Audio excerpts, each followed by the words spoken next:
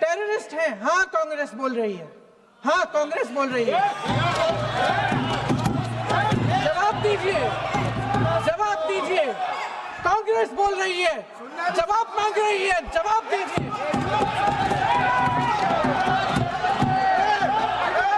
कौन जवाब देगा? कौन जवाब देगा? गृह मंत्री जी जवाब देंगे। किसने ऑर्डर दिया? किसने ऑर्डर दिया पैलेट गन्स चलाने के लिए? किसने ऑर्डर दिया? क्या जरूरत थी एक मासूम बच्ची पर इस तरह दमन करने की? क्या जरूरत थी उन छात्रों पर आंसू गैस चलवाने की, उन पर लाठियां बरसाने की, उन पर वाटर कैनन्स चलवाने की? क्या जरूरत थी उन नौजवान लड़कियों को जलील करते हुए उनके कपड़े फाड़ने की, उनको बेरहमी से गंदी तरह पिटवाने की? देश के युवाओं पर पैलेट गन्स और AK-47 चलवाने की क्या आवश्यकता थी? क्या वे आतंकवादी थे? क्या आतंकवादी हैं? धन्यवाद अध्यक्ष महोदय जी, आपने मुझे इस विषय पर बोलने का मौका दिया। कुछ दिनों पहले हम राम मनोहर लोहिया अस्पताल गए थे।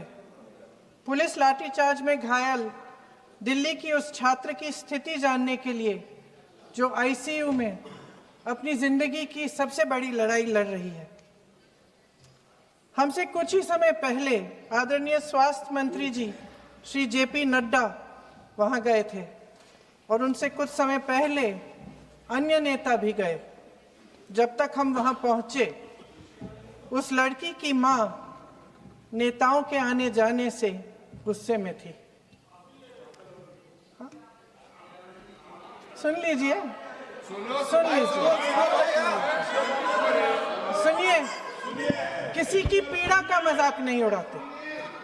किसी कोई भी हो, किसी की पीड़ा का मजाक नहीं उड़ाते। आप संसद में बैठे हैं, निशिकांत जी आप बना रहे हो। जब तक हम वहां पहुंचे, उस लड़की की मां नेताओं के आने जाने से गुस्से में थी। किस लिए आए हो? उसने ICU के दरवाजे के बाहर खड़े होकर हमें पूछा।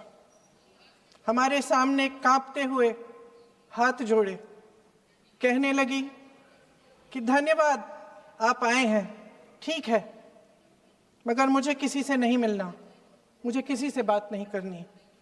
महोदय, उस मां की पीड़ा से उसका पूरा शरीर कांप रहा था, लेकिन उसने दृढ़ आवाज में कहा, सुबह से बड़े बड़े लोग यहां आ रहे हैं, एक के बाद एक वीडियो बना रहे हैं।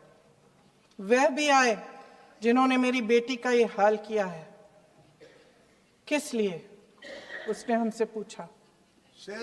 किस लिए?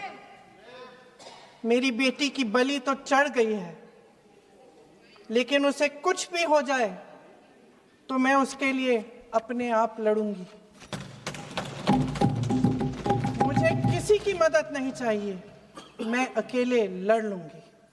महोदय, शायद मुझे यहाँ खड़े होकर सबके सामने ये बात नहीं कहनी चाहिए, मगर उस माँ की गुहार ने मुझे शर्मिंदा किया। उसके दिल के टूटने की वो आवाज़ जो अस्पताल की दीवारों से में गूंज रही थी, मेरे मन में अभी भी गूंज रही है। इसलिए उस माँ की इजाज़त लिए बिना मैं आपके द्वारा आदरणीय प्रधानमंत्री महोदय जी और आदरणीय गृह मंत्री महोदय जी से पूछना चाहती हूँ कि क्या ज़रूरत थी एक मासूम बच्ची पर इस तरह दमन करने की?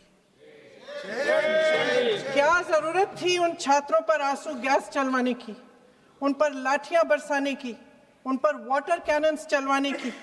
क्या जरूरत थी उन नौजवान लड़कियों को जलील करते हुए उनके कपड़े फाड़ने की, उनको बेरहमी से गंदी तरह पिटवाने की? देश के युवाओं पर पैलेट गन्स और AK-47 चलवाने की क्या आवश्यकता थी? क्या वे आतंकवादी थे? क्या आतंकवादी हैं? टेररिस्ट हैं। हाँ, कांग्रेस बोल रही है। हाँ, कांग्रेस बोल रही है। जवाब दीजिए, जवाब दीजिए। कांग्रेस बोल रही है, जवाब मांग रही है, जवाब दीजिए।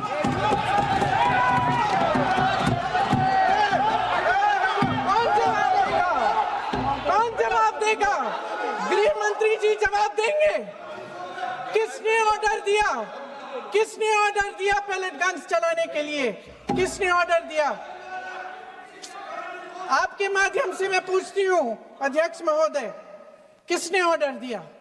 प्रधानमंत्री जी ने दिया? गृह मंत्री जी ने दिया? जवाब देंगे? पूरा देश पूछ रहा है, सिर्फ कांग्रेस पार्टी नहीं पूछ रही है, पूरा देश पूछ रहा है। अध्यक्ष महोदय, देश के माता पिता पूछ रहे हैं, छात्र पूछ रहे हैं, अध्यापक पूछ रहे हैं, पूरा देश आज ये पूछ रहा है। और आपकी जिम्मेदारी बनती है कि आप इस सवाल का जवाब दें। क्यों डरते हैं आप इस देश के नौजवानों से? क्यों डरते हैं आप इस देश की बुलंद आवाज से? और उस आवाज को दबाने का हक आपको किसने दिया है? महोदय, ये सदन यहाँ बैठे हुए सांसदों की जागीर नहीं है, ये इस देश की अमानत है। यहाँ बैठे हम सब इस देश की जनता, इस देश के युवाओं, बुजुर्गों, गरीबों, अमीरों और सब धर्मों, सब वर्गों के देशवासियों के सेवक हैं। हम उनके प्रतिनिधि हैं और ये सत्ता हमें उन्होंने ही दी है। इस देश का संविधान हमारी सर आंखों पे, इस देश का लोकतंत्र सर्वोपरि है, इसे ध्वस्त करना पाप है। यह करोड़ों जनता हमसे सिर्फ एक चीज मांगती है, जवाबदेही। इंग्लिश में इसे अकाउंटेबिलिटी कहते हैं। हमें सत्ता देकर, हमें यहां तक लाकर सिर्फ उसकी ये गुहार है कि जो हम करें उसकी भलाई के लिए करें, और अगर उनके साथ अन्याय हो तो हम उनके प्रति जवाबदेह बने और उन्हें न्याय दिलवाएं। पिछले दिनों हजारों बच्चे सड़क पर उतरे, उन्होंने अपनी पीड़ा व्यक्त की। गांधी जी के दिखाए हुए रास्ते पर अहिंसा और सत्य को अपने दिलों में रखते हुए, गाते, मुस्कुराते हुए शांतिपूर्वक प्रदर्शन किया। लोकतंत्र के सबसे पवित्र सिद्धांत के तहत उन्होंने अपनी आवाज उठाने का अधिकार कायम किया। ये उस भारत के बच्चे हैं जो गांव में रहते हैं, जो महानगरों में रहते हैं, जो छोटे कस्बों में, छोटे शहरों में रहते हैं, जहां माँ अपने गहने बेच देती है, पिता अपनी जमीन गिरवी रख देता है, एक परिवार अपनी पूरी जिंदगी की कमाई बच्चे के सपने पर खर्च देता है। और अब उन्हीं बच्चों को लगने लगा है कि आज इस देश में मेहनत से ज्यादा बेईमानी मायने रखती है, मेरिट से ज्यादा पैसा मायने रखता है। तब सिर्फ एक छात्र नहीं हारता, उम्मीद हारती है। इन परेशान बच्चों ने अपनी उम्मीदें आपसे साझा की। उनकी मांगे क्या थी? कि पेपर लीक करके उनके साथ जो बार बार अन्याय किया जा रहा है उस पर कार्रवाई की जाए, कि जो सिस्टम उनके भविष्य को कुचल रहा है उसे सुधारा जाए, कि जो माफिया उन्हें घेरे हुए है उसे हटाया जाए, कि जिस मंत्री के कार्यकाल में ये सब हुआ वह इस्तीफा दे, कि उन पर बर्बरता करने वालों पर कार्रवाई की जाए और उसके लिए माफी मांगी जाए। बस यही उनकी मांग थी ना, कि जो शिक्षा और स्वतंत्र अभिव्यक्ति का अधिकार उन्हें संविधान ने दिया है उसे कायम रखा जाए। महोदय, हमारे एजुकेशन सिस्टम में कुछ समय से बहुत खामियां भर चुकी हैं। बच्चों पे जो प्रेशर डाला जाता है उसकी वजह से सैकड़ों बच्चों ने आत्महत्या कर डाली है। उससे भी ज्यादा बच्चे डिप्रेशन में डूब रहे हैं। परिवारों पर बच्चों को पढ़ाने लिखाने के लिए घूस, capitation fees, tuition fees, coaching fees आदि के घिनौने दबाव हैं। लोन लेने पड़ते हैं, सामान बेचना पड़ता है और उसके बावजूद कोई गारंटी नहीं कि उनके बच्चों के भविष्य मजबूत बन पाएंगे, क्योंकि बेरोजगारी चरम पे है। इस सरकार ने रोजगार पैदा करने वाले सभी सेक्टर्स को लगातार कमजोर किया। एग्जामिनेशन सिस्टम खुद फेल हो गया है। पिछले दशक में 152 पेपर लीक हुए, 750 करोड़ छात्र प्रभावित हुए, मगर एक भी दोषी, एक भी माफिया को सजा नहीं।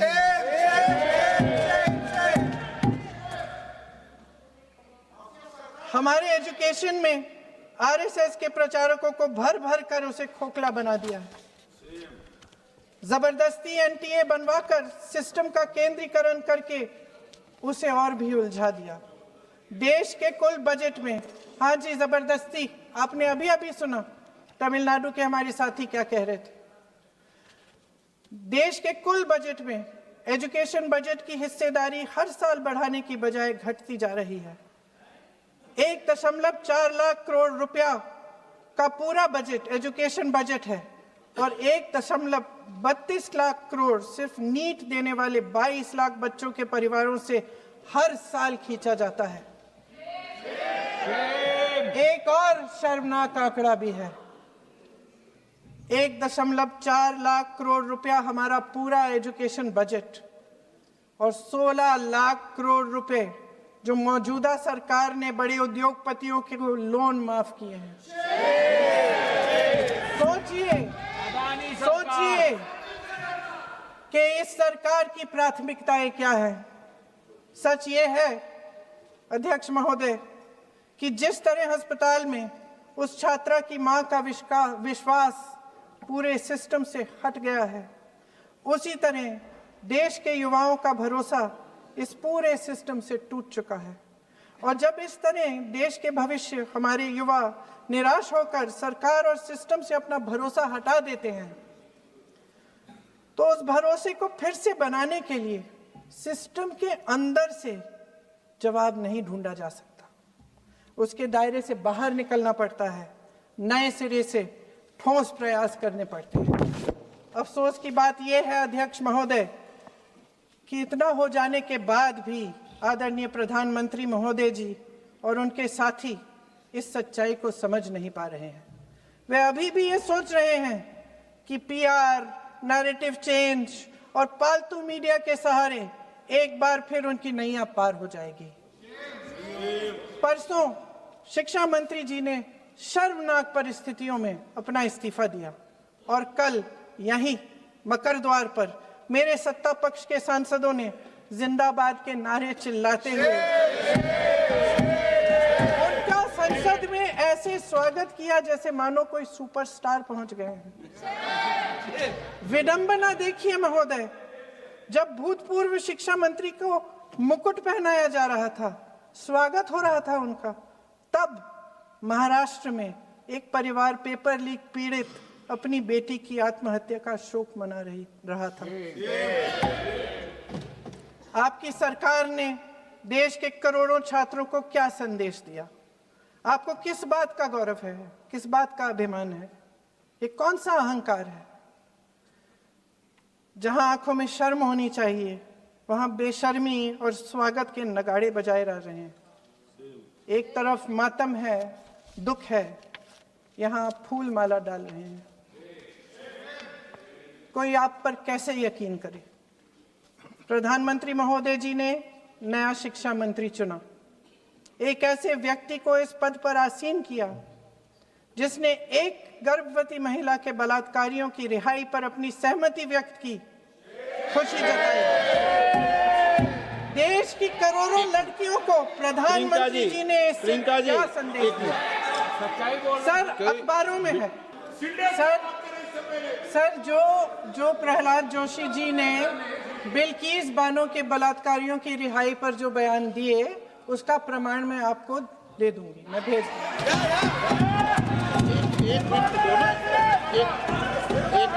मैं ऑथेंटिकेट कर लूँ।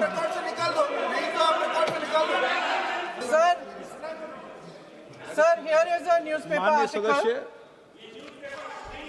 सर अरे आपने पूरा बुक ले गया है, आपने बुक ले गया सकता है। Sir, written by a respected journalist, I will authenticate using this, sir. आप माननीय सदस्य प्लीज इसको छोड़ दें। सर, अगर जोशी जी अपने बयान का इस खंडन कर विधेयक रहे पर ही हैं, चर्चा होगी। आप इस बयान का खंडन कर रहे हैं क्या? नहीं, जोशी जी माननीय से पूछेगा। सदस्य, मैं आपसे फिर आग्रह कर रहा हूं, इस सदन में इस विधेयक पर ही चर्चा होगी। फिर भी नो, ये विधेयक का विषय नहीं है। आप नो, आप बोलो तो विधेयक पर बोलो, ये मेरी अपेक्षा आपसे। प्लीज छोड़िए, इस विषय को छोड़िए।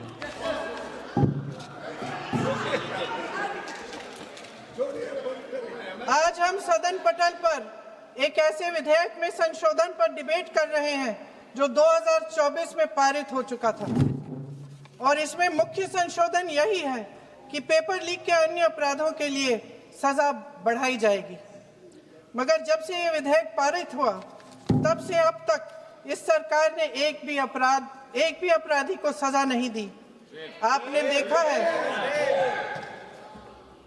देखा है कि कल और परसों से फेस रिकॉग्निशन द्वारा प्रदर्शन करने वाले बच्चों के नाम और पते सार्वजनिक किए जा रहे हैं,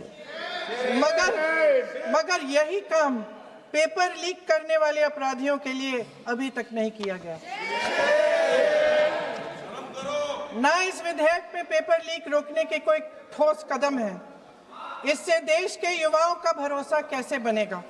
अध्यक्ष महोदय, आदरणीय प्रधानमंत्री महोदय जी को आपके माध्यम से मैं कहना चाहती हूं कि शायद उन्हें अपने सलाहकार बदलने चाहिए। वे असलियत से एकदम टूट चुके हैं। नई कमेटियां बनाने से काम नहीं चलेगा। उनका अध्यक्ष चाहे कोई भी हो। राधा कृष्ण कमेटी भी व्यवस्था में सुधार लाने के लिए बनी थी।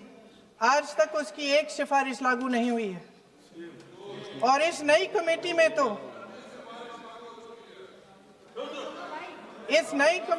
तो एक एक्स-आईबी चीफ, फिर चिल्लाएंगे, एक एक्स-आईबी चीफ, एक आईटी कंपनी के मालिक और एक गौमूत्र के विशेषज्ञ भी हैं।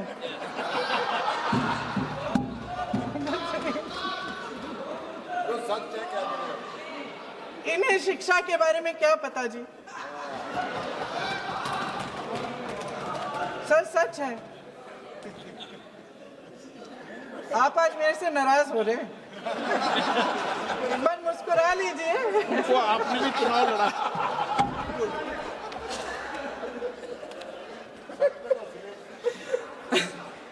सर, फास्ट ट्रैक कोर्ट्स का रिकॉर्ड पहले से ही बहुत खराब है। वैसे भी कल की सुनवाई में सीबीआई का वकील पेश ही नहीं हुआ।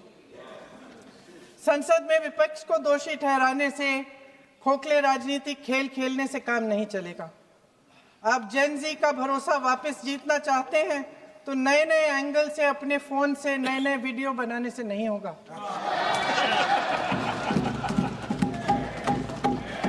प्रधानमंत्री जी को कैमरे का एंगल नहीं, दिल का एंगल बदलना पड़ेगा। ये जेनरेशन जागरूक है, समझता है, झूठ पहचानने की उसकी अपार क्षमता है। इनका दिल और दिमाग जीतने के लिए आपको सच्चाई पर उतरना पड़ेगा। आपके शासन के चलते इस नौजवान पीढ़ी के साथ घोर अन्याय हुआ है, बर्बरता हुई है। इस सच्चाई को स्वीकार करिए। अपनी जिम्मेदारी से पीछे हटने से काम नहीं चलेगा। आदरणीय प्रधानमंत्री महोदय जी, आपको जिम्मेदारी लेनी पड़ेगी, ठोस कदम उठाने पड़ेंगे। शिक्षा विशेषज्ञों को इकट्ठा कीजिए, छात्रों, अध्यापकों, सभी स्टेक होल्डर्स को साथ लेकर, अन्य विचारधाराओं के थॉट लीडर्स के साथ गहरी चर्चाएं करवाकर एक नई शिक्षा प्रणाली तैयार कीजिए। मौजूदा नेशनल एजुकेशन पॉलिसी में 8 महीने तो एग्जाम चलते हैं, अध्यापकों को पढ़ाने का समय नहीं मिलता। सिर्फ आरएसएस के लोगों से भरने की बजाय सिस्टम को शिक्षित, एजुकेटेड, उन्नत और उदार दृष्टिकोण के लोगों से भी भरिए, जिनकी योग्यता सिर्फ उनकी विचारधारा न हो। रोजगार पैदा करने के सख्त कदम उठाइए, इस पर फोकस करिए। मेडिकल कॉलेजेस की संख्या बढ़ाइए, चिकित्सा शिक्षा का विस्तार कीजिए, ताकि ये बच्चे जो मेहनत कर के भी अपने भविष्य नहीं बना पा रहे हैं, एक उज्जवल भविष्य का सपना देख पाए। अध्यक्ष महोदय, छात्रों को सड़क से हटाया जा सकता है, लेकिन उनके सवालों को नहीं। हर लाठी जो किसी लड़की पर, किसी लड़के पर चली है, वे बच्चों की पीठ से ज्यादा सरकार की साख पर पड़ी है। देश के नौजवान न्याय मांग रहे हैं, भीख नहीं। वे यहाँ सरकार गिराने नहीं, अपना भरोसा बचाने के लिए आए थे। अध्यक्ष महोदय, आपके माध्यम से मैं सरकार को कहना चाहती हूँ, अपनी साख बचाइए, अपनी नीयत ठीक करिए, अपनी अकड़ का इलाज कीजिए। अपने वादों पर अमल कीजिए। आपके शासन में हमने बड़ी बड़ी चोरियां देखी हैं। चुनाव में वोटों की चोरी, राम मंदिर में चंदा की चोरी, आपके उद्योगपति मित्रों द्वारा देश की संपत्ति की चोरी, किसानों की जमीन की चोरी। लेकिन सबसे बड़ी चोरी, हाँ ठीक है, सबसे बड़ी चोरी तब हुई। कहिए, बोलिए।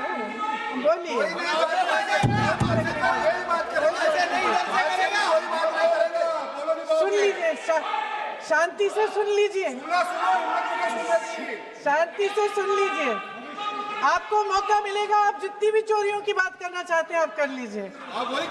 अभी मेरा समय है।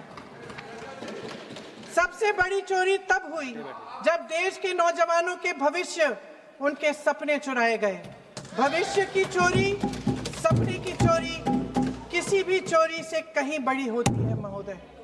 अगर देश का युवा निराश हो जाए, अगर देश का युवा निराश हो गया, उसकी उम्मीद टूट गई, तो सबसे बड़ी हार भारत की हार होगी। और हम कांग्रेस और विपक्ष के लोग जान दे देंगे, मगर भारत की हार नहीं होने देंगे। जय हिंद। सर अब तो मुस्कुरा लीजिए, भाषण खत्म।